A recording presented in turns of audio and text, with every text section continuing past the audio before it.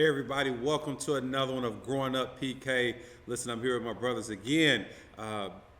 Cortez Vaughn, Julian Vaughn. I was gonna say Bishop Cortez Vaughn, but you told me not to do that. So we're here again. We're just gonna talk. We've been enjoying doing this podcast. Shooting these episodes and sharing our experiences as PKs. Again, three totally different perspectives, but all very powerful in the different lanes that we're coming from in this. So we were talking, just sitting down chatting the other day, and like, what should we talk about, next? And we're just going to share our different experiences that we have. We all threw something in the pot rather, and said, hey, I'm gonna talk from my lane. My brother Cortez is going to talk from his, and Julian's going to talk from his, just on our experiences. Again, shout out to our parents, Bishop Jack Vaughn and Pastor Curlin Vaughn, who have been wonderful parents to us, shielded us from a lot, and gave us a wonderful childhood growing up. So we appreciate them for that. So let's dive into it. Because he's the oldest, I'm gonna go to my brother Cortez first, and then we just kind of jump in this very quickly and give you some insight to Grown Up PK, past and now and the future. So Cortez, come on.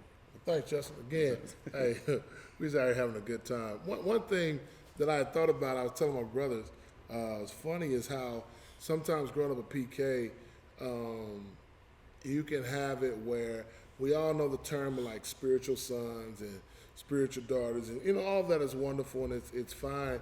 But then you have it where some people feel like they're more of the son, or in our case, sons, that they're more of a son than you are. Like they're supposed to be closer to your parents. They're supposed to be more privileged in your house because you have loving parents. Now, we were coming up, our father was very loving to a lot of people, and our mother very loving to a lot of young people. My grandfather was that way. So you would have a lot of young men sometimes who would really take the position that they were more of a son than we were. So, kind of coming up, and I know that maybe someone else that has dealt with that, kind of coming up, that was a little difficult at times to deal with because it was just that kind of difficult. But then not being able to understand, like I do now, of even what kind of stress that puts on your parent to have to try to be a father to many, but also a father to the ones, or a mother to the ones that you actually birthed out. So coming up, that was a little sensitive area for me, and that was one of the things that I had to overcome, and even to this day, being okay with. And I think some didn't do it on purpose, but then there were others, and you will always have these. There were others who intentionally tried to make it seem that way, or that they had an upper hand on you as a biological child. And if you've dealt with that, sometimes the result of that causes you to be pushed further away, that you don't want to have anything to do with the church, you don't want to have anything to do with people. But I want to encourage you to find that resolve within yourself to say, okay, I understand the dynamic of that now, and God to give you insight on how to deal with that. But that was one of the things that was kind of tough for me coming up, and I'm the oldest, so I was used to, I am the oldest, so you're not gonna come in and tell me I'm not the oldest no more, that you're another child that I didn't never know about. Like, I take pride in being the oldest, and I was the oldest for a long time till Julian came along, kind of jacked all that up, and then here comes this one, and it just totally went down here from there. So that was just kind of one of the things I just had to deal with. So. Well, about that, I didn't have that same because it was like that since I can remember, about sharing other people and they're thinking they're biological sons too. So it's always been like that since I can remember. So I thought that's just how it was. So I didn't have that same feeling towards that. But growing up at a certain age, I was just trying to, heck, we didn't get a basketball goal till I was like 12 or 13. So as soon as we got that, I'm like, I'm trying to be a ball player. So I don't care what y'all do over there. They had that crate in the backyard though. No, yeah, I don't know. I don't remember And the that. basketball rim was made out of the drum. I don't remember that. That was right before I was born. I don't know. Nah, it wasn't, man. But no, I just, you know, it's been like that, and different things affect different ones. However, you know, stuff that affected me didn't affect you. Stuff that affected you didn't affect me or Justin for that matter. But you know, but yeah, I got my own stuff. So what is that stuff? Right. Just dealing with, you know, you're dealing with people. You're dealing with people in ministry. You're dealing with people in the church. You know, they'll watch you grow up, and some didn't watch you grow up. Some just came in and in the teenage years, and you know, once you become a man, they're still there, and they think they know what's best for your life better than you know what's best for your life. They feel like they know who you should talk to, who you need to be with, if that's what you're trying to do. And I you know, I never liked that. You know, I'm one of the ones, y'all know that. Don't tell me what to do. You know, even my parents found out at the age of 12, you know, about that story about the singing. But, you know, just don't tell me what to do. But that part, like, you know, that really got under my skin. You know, and it'd be the same ones that got all these opinions about you, or, you know, what you should do, and, you know, those same ones are not faithful. They don't come, you know, they don't work in, you know, they're not volunteering like everyone else. You know, they're just all people with nothing but opinions. So I got used to that as well, but that doesn't mean I liked it though. So I think from my the youngest perspective is that the challenge for me was just dealing, and I talked about this with you all, was dealing with the expectation and what I felt, and this is just me, was the expectation that people had on me, whether that's, you know, you have guest ministers coming in, and it seemed like without fail, it's the PKs. That one, you come in, they pray for you, then they give you a word, and, you know, you're going to be this, and you're going to be that, and, you know, and it all has to do with, of course, church, and me at certain points just wanting to just go away from that. It's like I just want to be somebody totally different, because I want to deal with those expectations of what people are saying I want to do, and it gets clouded because, you know, even for me, it was going out to K-State. You know, I had everybody telling me, "You stay home, don't go away, get away." And I'm like, man, who's my parent, who's not here? So, you know, you just have all that input, and I think that kind of goes along with what you're saying. But for me, it was funny, and my kind of full circle thing is that, you know, the very thing that was challenging for me is the very thing that was what I found out to be now my calling, is to help ministry, especially EC with whatever, you know, there's different difficulties, there's challenges with that. People have different viewpoints, which is fine. But I've said this like before, you know, I think if Dad was a mechanic, I'll still be trying to help him figure out how he can be the best mechanic and how to advertise his shop. If he was you know, if he owned this, you know, if he was a barber, I'll be trying to figure out that. But it's just from what I saw him do with Gruntfather and how he helped him. I think the obligation is to do the same, and it went from my obligation being to my father, and now my obligation, I feel, is to the congregation and to the people and to their kids, to make sure we have something sustainable 10, 15, 20 years from now. But it took me a while to get out from underneath that expectation where I felt stifled to like, you know, what do I do? People have so much, they're looking at me, they want me to do this, and do I fail them here? Do I fail my parents? But I want to come into my own. So it took me through those college years, honestly, to really figure out kind of who I was, and if I had a place, or if my calling was ministry or not, but what I was going to end up doing. So that was kind of my challenge there. No, I have a question. It just popped up in my head. This was For not who? planned For for who? all of us. This is really good. So Okay, we we'll all see. have our different callings Yeah. in ministry.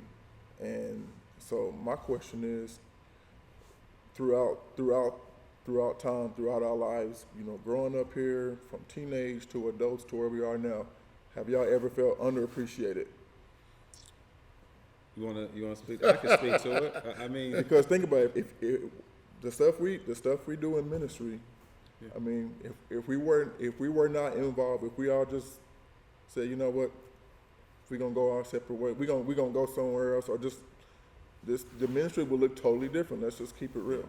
Yeah, so I'll give you an example. This was when we were at, and this is years ago, and I still remember it and tell you how it impacted me because I was really frustrated at this point. But that's when we were at Youth for Christ Center, Rainbow. We were there, yeah, and I was moving. Something was like in between services, whatever it was. But I was moving a chair, and older gentleman, not around anymore, rest his soul, but moving a chair, and he made the comment to me. He said, "That's the first time I ever seen you doing work."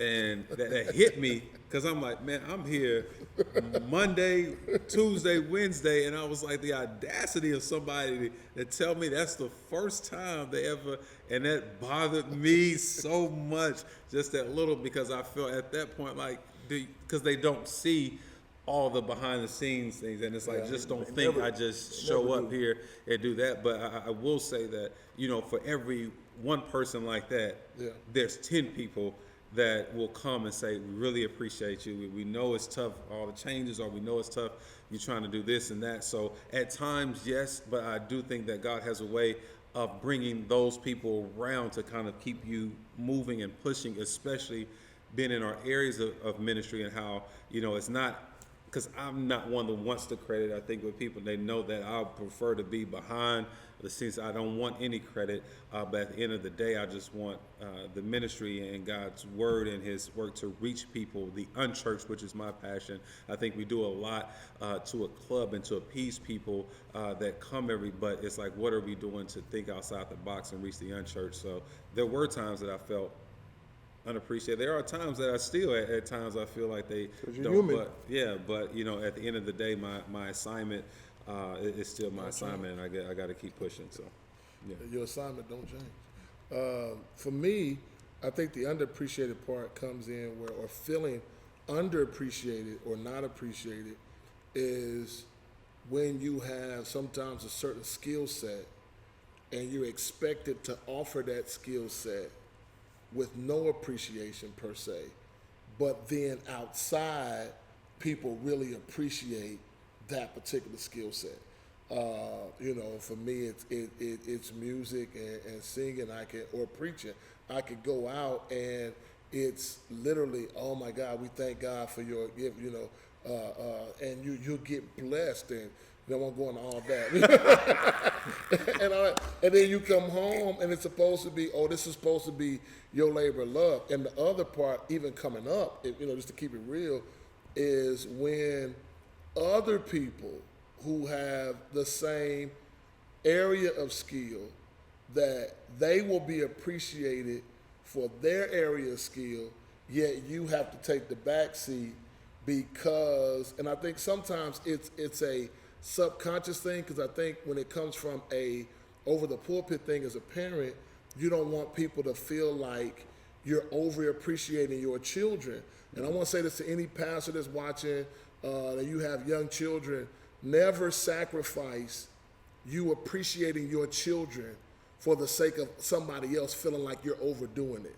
Because at the end of the day, when it all boils down, when all your elders have started their own churches and your minister of music have gone on to do what they do, it's your children who are going to be there pushing and pressing and helping you do what God has called you to do. So I think in the church sometimes growing up, pastors didn't appreciate their families per se because of the fact that they didn't want people to feel like they were paying favorites. But everybody does that. That's your children. If your children do something, pay them like you would pay anybody else. That's your child, yes. So that means you have a longevity with them that you don't have with anybody. If your child is good at church administration, figure out a budget and give them something. Good at music, figure out a budget and give them something, versus bringing somebody else in who's going to do the same thing and then pay them. But I think that was a part for me is, you know, and then that happened. So I'm not saying it continued to be that, but then I felt the appreciation. But sometimes growing up, it just felt like, man, I got the same, but I'm being appreciated somewhere else, but not at home. And then the other thing on a funny note was on pastor anniversary, the pastor and the wife the only one get the gifts, and we the ones sitting there doing all the work. That You used know, to be your pet peeve, man. That was a big pet Speaking peeve. of that, Knew he was because gonna we ain't got a chime lot in of when you time say that. left, but yeah, that would irk me. Because you talking about moving chairs, we was moving chairs every day. Now we have family that are PKs too. Like you got Davon and Dante. They were PKs in Topeka, and we used to go drive out to Topeka for Aunt Betsy and Uncle Milton's pastor anniversary. Aunt Bessie and Uncle Milton would walk down the aisle, and everybody's just like, "Oh, you know, the pastor and the wife coming down," and right behind them is Davon and Dante. And then at the end of service, they're giving pastor and wife gifts, and guess who's right behind them? Dante and Davon getting these big Christmas gifts. And me and Taz over by the instruments looking like, ain't this something? and we, you know, back in the day, you know, they had the pastor and the wife right there. They had punch and nuts and mints. We couldn't even get the nuts and the mints. You know, so that used to irk me. and we didn't look at that from a standpoint of being upset with them because they got gifts. It was a standpoint of, dang, why can't we be appreciated? Instead of too? kisses, we got kisses. It's a hard knowledge. So yeah, that's the thing. What about you, man? Well, on that same, Yeah, you know you Yeah. felt it too. No, but see, you I came a didn't. little later. I came later. So and it was you had the privilege of coming when everything. It was different. I think I came. We may have been kind of phasing out of Yeah. appreciation services by that time when I You got the came good on part of board, so everything. I You got the did. good part of dad and mom Yeah, because I they got spoiled you once you came along. That's not true. Yeah, it is. That's not true. Because I don't think that was true at all. that's the benefit of being the baby. See, Yeah, I'm the youngest. I don't like saying baby, but I'm the youngest. The benefit of being the youngest is everything you do is cute. What do you mean everything? Like when you're I youngest mean, I was a child, cute kid. I mean, everything you do is cute when you're the youngest. They got to make sure so everything they learned on us, particularly me, Right. and then he came along, so everything they learned on us prepared them to be perfect parents for you. But you brought a lot of that on yourself. Right. Don't put that on video. The point did this to is, yourself. I taught them how to be parents. So all the mistakes I made, y'all needed that. That prepared you for your growth. I did. I learned a Yes, you did. lot. That's true. I learned a lot from watching you. I know what I not to learned do. a lot from watching you. You said, But well, I'm automatically cool. I just sat back and watched. That was me. y'all get along too much. Right? Y'all battle. That's a lot. another podcast. That was another podcast. I got bullied a lot. By him? Yes. No, that's not true. That's another podcast. Hey, you know that's not true. What was that podcast? Oh, we're going to call that. I don't know what we're going to call Revealing that. her. But even if that is true, look at him now. Right. This is the result of me raising him. See, now he you looks raised like he's all buff and all muscular and Definitely don't want to try that now. and taking naked pictures. So at the end of the day, he's here because of me. See, the oldest. But yeah, I think it is. You got the best of the church world, per se, from our experiences. By the time you were old enough to understand what was going on. That's what I mean. I said I had to work the same though as you all had to work. I mean, I did. Well, let's say I wasn't traveling with. I mean the what were y'all, the Winans or whatever y'all was called. I wasn't in the I singing went in that group. group. That was him. No, I'm just saying, no, it was you and him. The time we that had you to didn't sing sing before he and stopped you singing. rebelled. Yeah. So I didn't have to do all of And then that. he started True. singing with Decision. Yeah. So I didn't. I Had to wasn't. fight a group, man. I wasn't there during the time of. Shout out to Decision. I wasn't there during the time of the car that had the hole in that we talked about. you weren't there. I was there. I came during the Lincoln Town car days with the gold. sunroofs. But you was and- at Memorial. You came in doing Memorial Hall. And, Yeah, so- But he was you kind of from- too young to help. Not at Memorial Hall at that time. Okay. I was old enough. So, but no, I think all those experiences have shaped who we are today in some form or fashion. It definitely prepared you all, I think, for the platforms, correct, Yep. that you're on now, and being in front and having to deal with people. Even me in my profession that I'm in now, I remember a lot of times, and I don't know if this happened with you all, but I just remember, because I do remember Dad used to take time and take each one of us. I know we had our own kind of separate day, then we all get together and maybe go to Kmart and all that other stuff, Baskin Robbins, which was on State Avenue. But I remember going with him on times when we had those late calls of, Either someone passed away, a kid was shot unexpectedly and died, or someone's at the hospital, marital issues or whatever, and seeing him deal with people. Even now, for me, having to deal with all types of people, conflict resolution and pull that in, I learned a lot of that from watching our parents do that, because there's a And he lot was of good at conflict it. resolution in church. Yeah, and he was It's a good at lot. it. Yeah, I watched him. I remember one time in particular, I'll never forget it for the rest of my life. I watched him give somebody $20 who he knew had money, but they acted as if they didn't have nothing. And I asked him, I said, "Dad, you know they got money. Why would you?" He said, "That ain't my thing. My thing is to be there for people." And I would watch him go in and be a help, and I'm like, they don't even like you, but you putting food, but they got kids. And I remember my grandfather said this. He said, I don't, and my dad used to use this scenario for us, and I use it for my children. I don't know, and I use it in the context of my children, I don't know where my children will be in the next 20 years. I don't even know if I'll be here in the next 20 years. But every seed I've sown in everybody else's child, I'm praying that if my kids ever need help or ever need a hand, somebody will be to them what I've been to somebody else's child. And I think I know that was the way Dad looked at it. It's like, I don't know where y'all gonna be, but I'm gonna sow into these other young men, sow into these other young people to make sure that somebody's always sowing back into you all. And I think that's a great testament to where we are today, because we're so outside of just, and then having a parents and even grandparents who believe in you.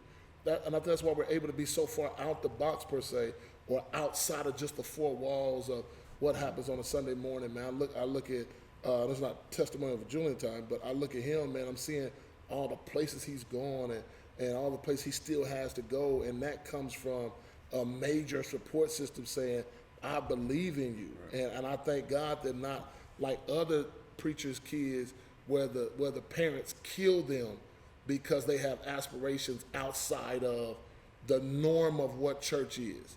And that was my path. My path was the preacher. My path was to do the praise and worship gospel. Julian's path was the jazz. And I mean, he's amazing at it.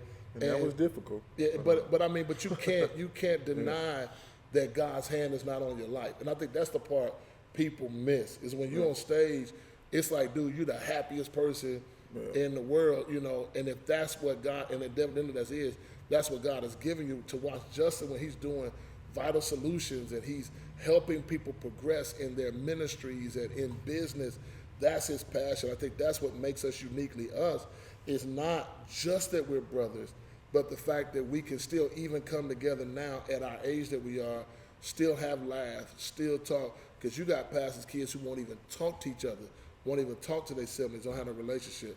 So, and I think that speaks to our parents making sure that we never got to the place where we were so distant from each other that we couldn't come back to a table, sit down, and communicate. So keep feeding the vision of your kids, man, whether it's what people in the church think is cool or not. Just keep feeding the vision of your children, man, because it'll pay off. Everybody may not be a preacher. Now, Justin could do it if he wanted to. I cannot. Julian It's could not do my it. call. Julian can sing. I could He do it. can play. If He I can wanted to do start it. a church. And he's going to start in Miami, Florida. But South Beach. but whatever the gifting is, we were blessed to have, and we were blessed to have all certain particular gifts that work together for one big main picture.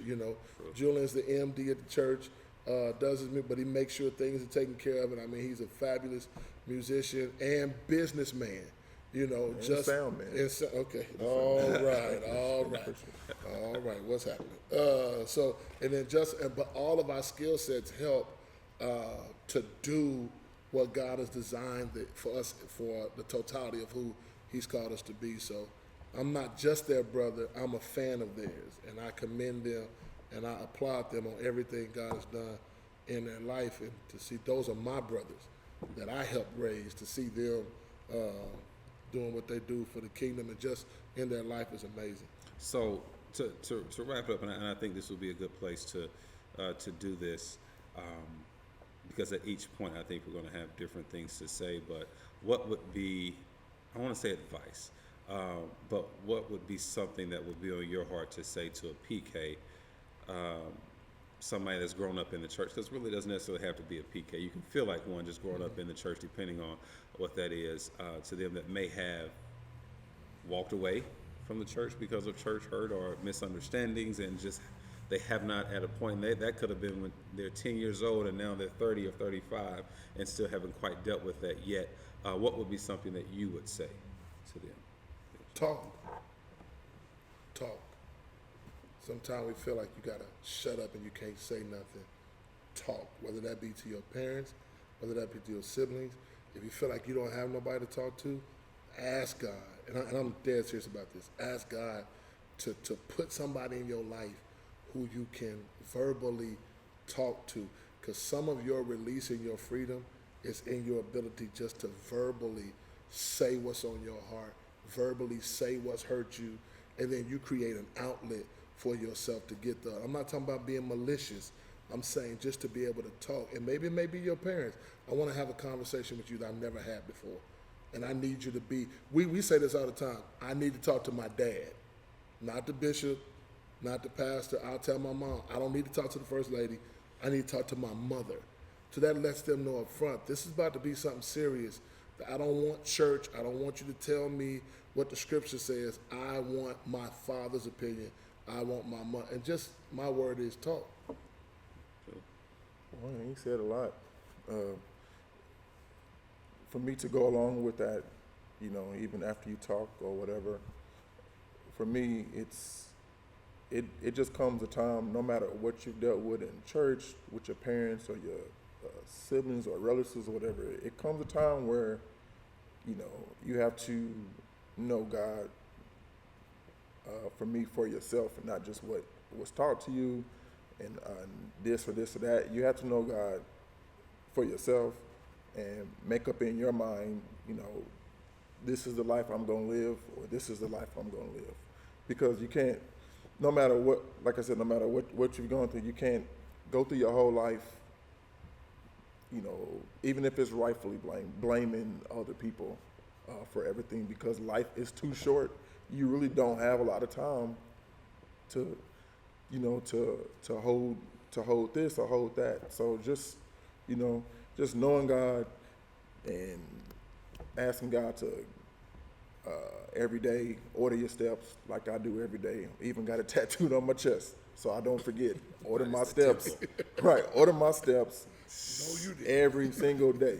So so that's, you know, that's what I got to say to that. What I would say is, and this is, I mean, this is me. I'm talking to myself at one point in time. That is, it's much bigger than you. This, you know, we talked about, and you preached a sermon on the assignment doesn't change, but it's just much bigger than you. At one point in time, and it was remembered like it was yesterday when I was going through my kind of spell of, you know, I don't like church people are fake, all of that. You know, it was like God talking right back to me saying, don't let people be the reason that you miss me. So, you know, don't let people be the reason that you miss God, that you miss your purpose, because it's so much bigger than that.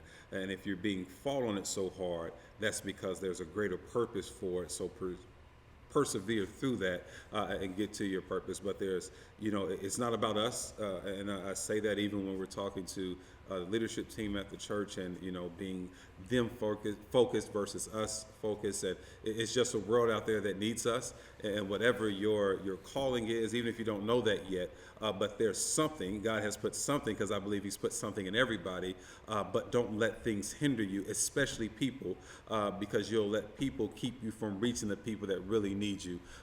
So it's just much bigger than you, and your purpose is bigger than you, and don't let people cause you to miss God. That can be be the biggest upset in your life. Don't let that happen. Don't be on your deathbed, as we hear in church that they say all the time. But don't go to the grave having missed your purpose because of people.